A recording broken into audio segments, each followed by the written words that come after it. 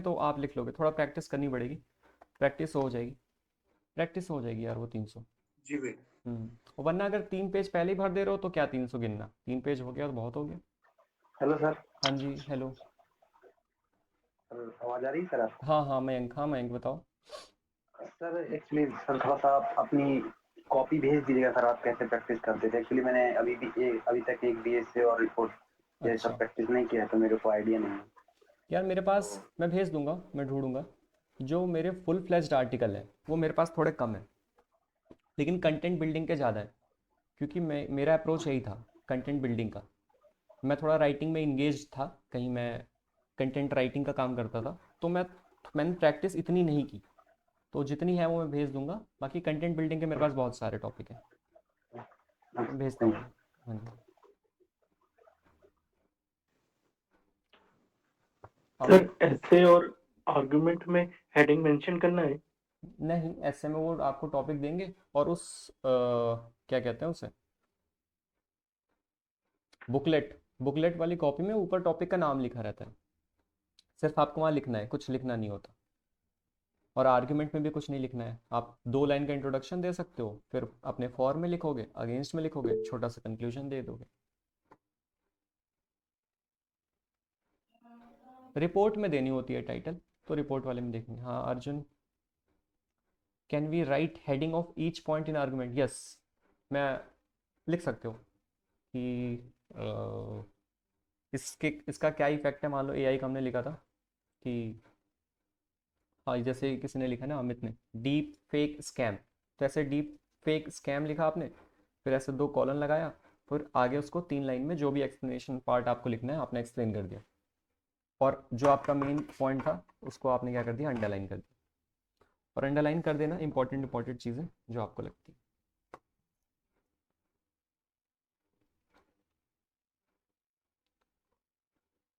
ठीक है। सर। हाँ जी।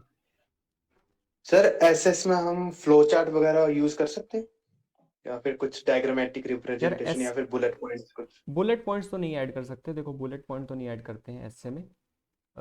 लेकिन जो डायग्राम वाला काम है वो ज़्यादातर उसमें होता है यार, जो सिविल सर्विसेज का मेंस वाला पेपर है, जहाँ मान लो क्लाउड समझाना है, क्लाउड पे क्वेश्चन आया है, वॉल्केनो पे क्वेश्चन आया है, तो वो लोग क्लाउड लिख के क्लाउड का डायग्राम बना देते हैं, हाइट बना देते हैं कि नुम्बस है क्या है इसमें। लेकिन अगर आपको लगता है कि हाँ बहुत ही भारी चीज़ आपके पास है, तो सब में नहीं, चारों ऐसे में नहीं, पर किसी एक में एक चीज़ आप ऐड कर सकते हो, फ्लो चार्ट डायग्राम।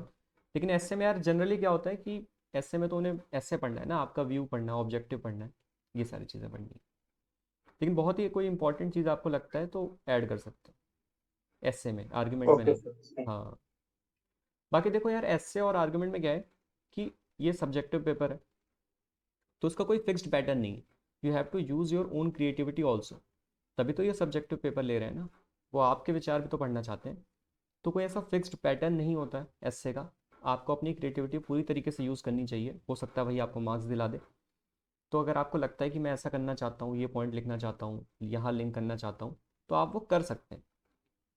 ठीक है, आपको अपनी क्रिएटिविटी यूज़ कर लेनी चाहिए ऐसे में। बाकी अगर उस टॉपिक के बारे में नहीं पता तो थ्रू आउट आप कंटेंट बिल्डिंग करके उसके बारे में इंफॉर्मेशन गैदर कर सकते हैं। सर ये वर्ड्स की काउंटिंग कैसे होती है? क्योंकि मेरे केस में क्या होता है कि कभी कभार 350 60, हम्म। अगर 320 प्लस ही रहता है हाँ ठीक है, वो तो ठीक है। पेज कितने जाते हैं, 2.5 पेज हो जाते हैं। 56। हाँ 3 तक तो हो ही जाते हैं, पूरे भी हो जाते हैं कभी। हाँ तो ठीक है, 300 बोला है तो उसका मतलब 320 330 चलेगा, बस वही है। 56 चले जाता है कभी कभार।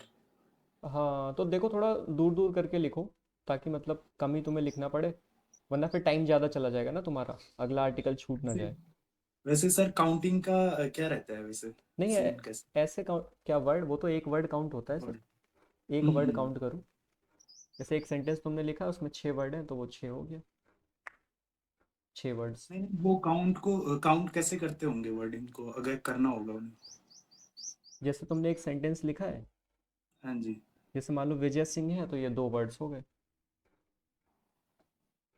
अच्छा अच्छा। वो VIJAY ये तो कैरेक्टर हो जाएगा, वो विजय तो एक हो गया, हाँ सिंह एक हो अल्फाबेट्स हो गया। जाएंगे। हाँ, हम्म। तो ऐसे हम्म। एक लाइन में देखो 7 या 8 वर्ड्स आते हैं, कितने आते हैं, 7 या सात 8 ही, आठ हाँ आठ हाँ, हाँ, लगभग है। अप्रोक्स में? हाँ, वर्ड का तो कोई इशू नहीं है, 3 2.5 पेज मान लो, वहां तक तुम लिख दो तो हो जाएगा तुम्हारा काम। अच्छा, 2.5 से 3। ठीक ठीक। ठीक है। और पेपर 1 सभी लोग अच्छे से करते रहना, और जितनी भी चीज़ें पढ़ी है वो भी यूज़ कर ही लोगे धीरे धीरे। ठीक है, और कोई सही है। डाउट बाकी क्यूरी? कॉम्प्रिहेंशन वगैरह, ग्रामर के लिए, इनके लिए वीडियोस आएंगी अभी आगे? मेरे एंड से, हाँ जी सर। मतलब मेरे एंड से वीडियो चाहते हो कॉम्प्रिहेंशन और उसकी? मैं तो ऐसे यार, मतलब क्लासेस वगैरह जैसे समझाने के लिए क्या कर सकते हैं? एक में जैसे अभी अभी आगे, बाकी के जो 3 है, कॉम्प्रिहेंशन, ग्रामर, हम्म, एक्सरसाइज वगैरह, इनके लिए एक वीडियो।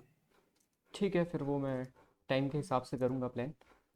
देखो, हम्म, रीडिंग कॉम्प्रिहेंशन तो यार बहुत ही ईजी है, बचपन वाला है, अनसीन पैसेज। बस काम क्या करना है कि अपने वर्ड्स में लिखना है, अपने वर्ड्स में लिखना, और एक लाइन में मत लिख देना कि इसने शर्ट किस कलर की पहनी थी, तो लिख दिया इसने रेड कलर की पहनी थी, फुल स्टॉप।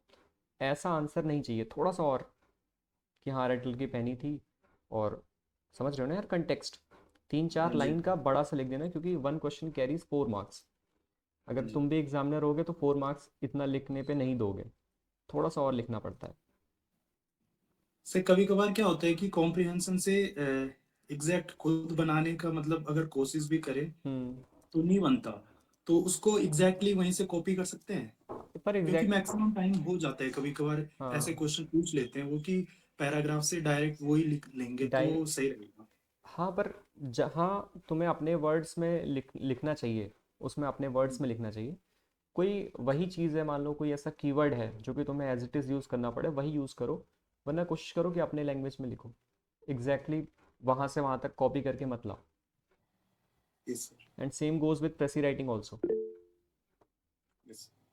भैया इन जनरल क्वेश्चन है, सी डी एस का पेपर टफ होता है, सी पी एफ, यार ये तो कोई क्वेश्चन ही नहीं है। अच्छा देखो, कोई गलत फहमी में मत रहना। अच्छा, यहाँ पे सी डी एस कई लोगों का क्लियर हुआ होगा, तो देखो जिनका सी डी एस क्लियर हुआ है, ओ टी ए की बात कर रहा हूँ, आई एन ए की बात नहीं कर रहा हूँ, ओ टी ए की बात कर रहा हूँ। जिनका C D S O T A clear है, वो ऐसा समझ सकते हो कि हाँ उनका C A P F clear हो सकता है, लेकिन फिर भी ऐसा मत सोचना कि हो ही जाएगा। पेपर 1, सी डी एस का पेपर और सी ए पी एफ का पेपर 1 एकदम सेम है, ऐसा मत सोचना। क्योंकि इसमें आपको सी ए पी एफ पेपर 1 में बहुत ज़्यादा स्कोर करना है, क्योंकि जो आपके कॉम्पिटिटर्स हैं वो थोड़े उधर से भी आते हैं, सी एस सी की तरफ से, उनको थोड़ा ईजी पड़ जाता है। और सी डी एस में क्या होता था कि आप मेजर चीज़ें ही पढ़ते थे, साइंस पढ़ोगे, थोड़ी ज्योग्राफी पढ़ लोगे और क्लियर हो जाएगा। लेकिन सी ए पी एफ में कोई सब्जेक्ट नहीं छोड़ना है, इकोनॉमिक्स हो, और चाहे पॉलिटी हो, चाहे हिस्ट्री हो। हिस्ट्री का कुछ तो कर ही लेना, हालांकि अनप्रडिक्टेबल है बहुत ज़्यादा, लेकिन थीम्स कर लेना, लूसेंट कर लेना। तो सी ए पी एफ टफ होता है।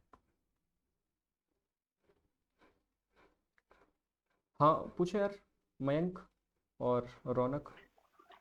भैया ये बाकी सबका समझ में आ गया, इकोनॉमिक्स का भी तक समझ में नहीं आ रहा कहाँ से पढ़ी जाए पेपर 1 के लिए। हाँ देखो, हाँ मैं भी यही समझ रहा हूँ, इकोनॉमिक्स में अभी तक किसी ने कोई ऐसी प्लेलिस्ट दी नहीं है कि सब कुछ समझ आ जाए।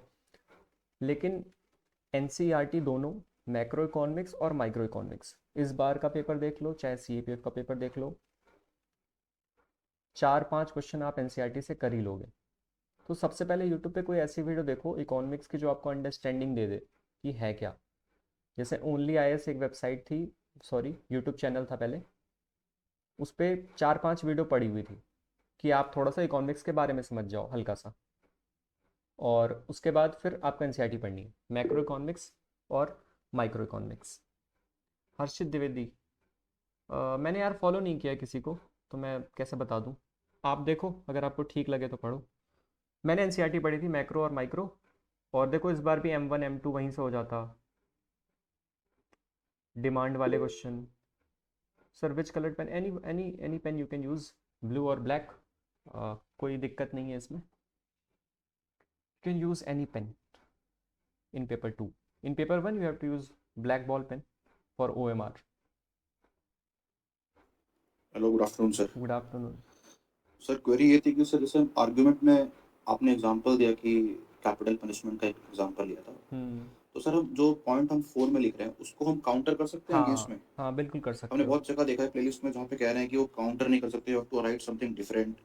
ऐसा कुछ कर रहे हैं क्या सर? ऐसा कुछ होता है क्या? नहीं यार, मेरी समझ में तो बिल्कुल कर सकते हैं। हमें वहाँ डिबेट करके कंक्लूजन पे तो पहुँचना नहीं है। हमें सिर्फ वो देना है, आर्गुमेंट। फॉर में ये है, अगेंस्ट में ये है। जैसे यूसीसी है तो फॉर में दे सकते हैं कि भाई कि एक रिलीजन, एक एक कंट्री है तो सभी के लिए लॉ एक ही होना चाहिए, ठीक है, फॉर में हो गया। अगेंस्ट में कह दो कि यार इंडिया तो डाइवर्स कंट्री है, तो डाइवर्स पे इफेक्ट डालेगा। दे सकते हैं यार, मेरे ख्याल से ऐसा नहीं है कि बिल्कुल अपोजिट नहीं दे सकते हैं। काउंटर आर्गुमेंट का मतलब है कि अपने हिसाब से जो रेलेवेंट आपको लगे पॉइंट वो ऐड कर दो। और दूसरी क्वेरी एक सर पेपर 1 रिलेटेड, जैसे इस बार के हमने सीडीएस की पेपर और पेपर देखे तो उसमें इकोनॉमिक्स और हिस्ट्री काफी ज्यादा हो गई है। हाँ, तो सर इसको टैकल करने के लिए आपने स्पेक्ट्रम वगैरह पढ़ी थी क्या? पढ़ी थी सर स्टार्ट स्पेक्ट्रम का जब आपने यार, करी थी? मैंने बहुत पहले जब सीडीएस का पढ़ा था मैं, मतलब जब सीडीएस पढ़ा था तब मेरे पास वो था एक नोट्स टाइप का, वो स्पेक्ट्रम की थी, वो पढ़ा था। सीएपीएफ पर्सपेक्टिव से मैंने सिर्फ थीम्स पढ़ा था, थीम्स 1 2 3 और लूसेंट। मैंने स्पेक्ट्रम वापस से नहीं पढ़ा था। मेरे पास पुराने एक नोट्स थे, वो पढ़ा था। यार हिस्ट्री थोड़ा सा ना अनप्रडिक्टेबल है, मुझे बहुत ज़्यादा टाइम देना ठीक नहीं लग रहा, जैसे अभी किसी और बुक से दे दिया है। तो I recommend you to first finish your economics part. Economics आना ही आना है, और मैक्रो माइक्रो दोनों एनसीईआरटी छोड़ना मत। टाइम अगर बचता है तब आप हिस्ट्री में अलग सोर्सेज पर जाना, वरना तो यार हिस्ट्री ऐसा है कि फिर वो ऐसी आएगी, कोई कर नहीं पाता ना। जितना आप इन्वेस्टमेंट दोगे अपने टाइम का उतना रिटर्न आएगा नहीं। अगर सब कुछ कंप्लीट हो जाए तब जा सकते हो और किताब पे, वरना थीम्स ही पढ़ो, थीम से आ जाएंगे क्वेश्चन मोस्ट प्रोबेबली। इस बार तो नहीं आए थे। ठीक है, यही है मेरे और सर पास। एक और लास्ट लास्ट क्वेरी सर, आपने इन्वायरमेंट के लिए कुछ प्रेफर किया था क्या सर? हाँ इन्वायरमेंट हाँ, पेपर 1 ठीक एनवायरनमेंट है। के लिए वही लोग कहते हैं कि बायो के लास्ट 4 चैप्टर पढ़ने होते हैं, लेकिन मैंने चारों पढ़ा था। लेकिन अब मुझे लगता है कि जो 13th चैप्टर है वो किसी काम का नहीं था, पूरा वो बायोलॉजी है। तो 14 15 16 आप पढ़ सकते हो। जो ज़राच वाली चीज़ है ना, ज़राच कुछ होता था, सूख जाता था, वो सारी चीज़ें वहीं से आई हैं। जब पीवाईक्यूज देखोगे सीएपीएफ के, बहुत पहले आए हुए हैं क्वेश्चन वहाँ से। ठीक है, थैंक यू सर। हाँ जी। Sir apart from this exam, sir गलती से जो फॉर्म है उसके नीचे नाम लिखना और डेट लिखना भूल गया हूँ हम्म। गलती से, क्योंकि लगा जैसे सीडीएस का भरते हैं वैसे शायद हो सकता है। तो उस पे लिखा है कि ये रिजेक्ट हो सकता है, मतलब ऐसे। अच्छा, मुझे यार ध्यान नहीं है इसका कि ऐसा कुछ था। मे बी इस बार हाँ, से हुआ क्योंकि हो। इस बार उन्होंने सारे जो पैटर्न है वो चेंज कर लिए थे फोटो अपलोड के ना। अच्छा, मैंने देखा नहीं तो यार। हाँ जी, हाँ जी। तो वो करेक्शन विंडो खुलेगी तो उसमें भर देना अगर आएगा तो। मुझे उसका एग्जैक्ट आइडिया है नहीं। हाँ, पर 5 कोई दिन इशू का नहीं वैसे होगा यार। कलेक्शन बता रहे हो। कोई इशू नहीं होगा वैसे यार, फोटो का बहुत ज़्यादा। अच्छा अच्छा। हाँ। और सर एक लास्ट क्वेश्चन था कि जो आर्गुमेंट होता है उसमें रिपोर्ट, वो आर्गुमेंट में इंट्रो तो 2 3 लाइन 4 लाइन में लिख लेता हूँ, लेकिन हम्म। क्योंकि टाइम बच जाए औरों में ज्यादा अच्छे से लिख पाऊँ इसलिए कंक्लूजन स्किप कर देता हूँ, तो कोई दिक्कत तो नहीं है? उसी को 2 ही 3 लाइन में वापस से सिर्फ एक तरह से समराइज कर दो, जो भी टॉपिक था। इंट्रोडक्शन अगर दे रहे हो तो थोड़ा सा कंक्लूजन दे सकते हो, लेकिन बहुत ही हार्ड एंड फास्ट रूल नहीं है यार इसका। इसका मेन पॉइंट सिर्फ यही है कि आपको आर्गुमेंट देने हैं, 4 5 फॉर में, 4 5 अगेंस्ट में। तो टाइम ना हो तो कर सकते हो, लेकिन आप दे रहे हो तो कोशिश करना कि दे ही दो, है ना। Okay sir. हाँ।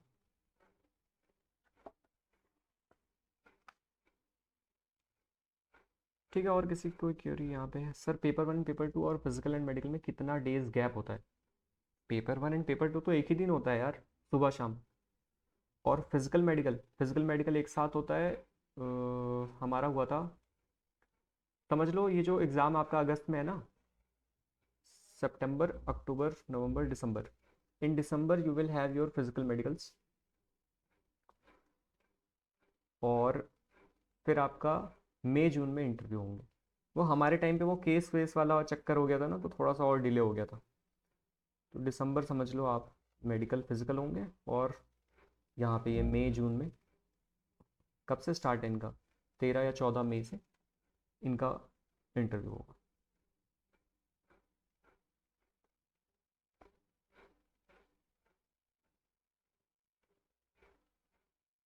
ठीक है, और किसी का कुछ बच रहा है?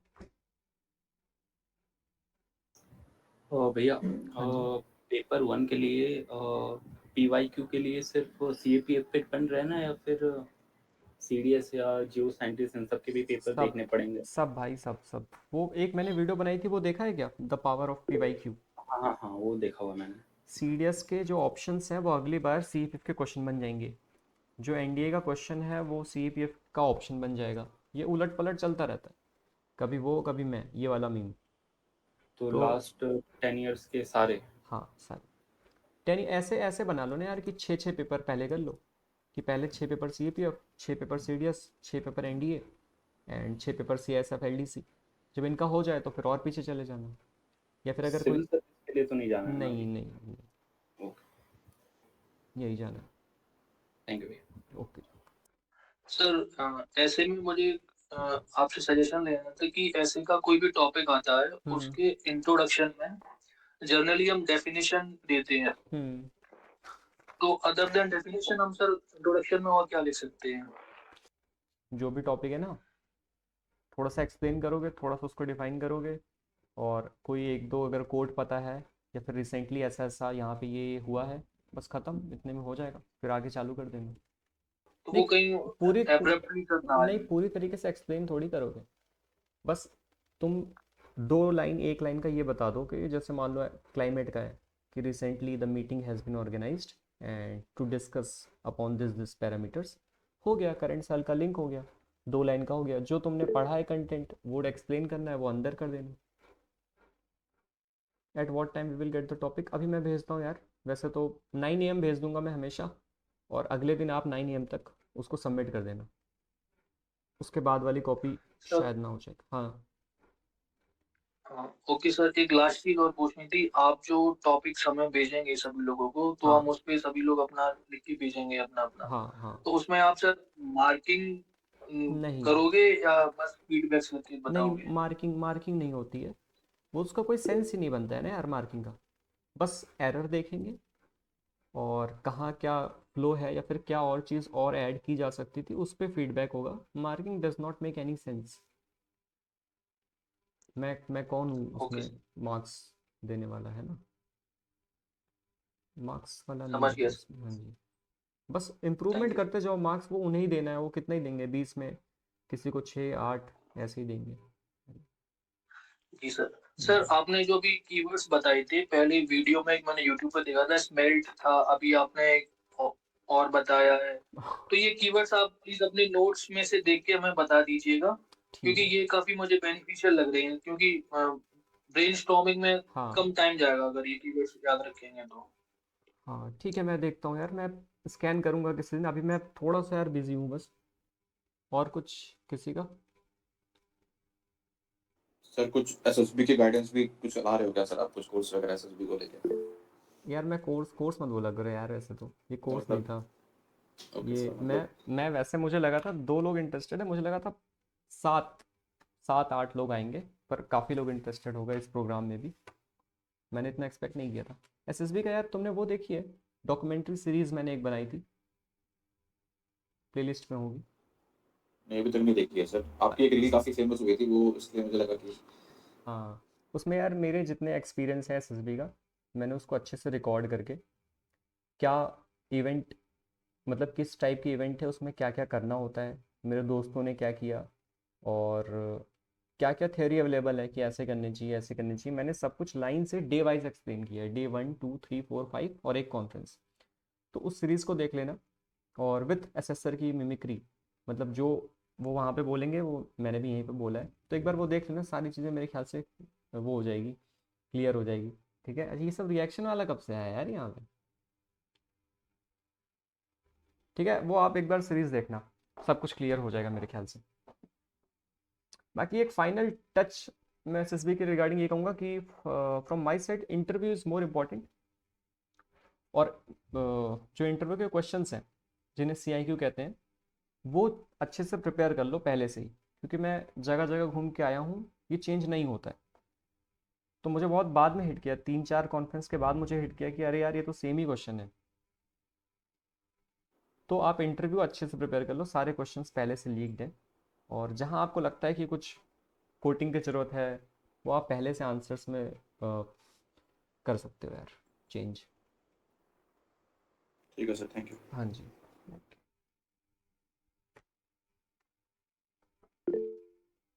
Okay okay everyone, thank you, and मैं आपको टॉपिक भेज दूँगा।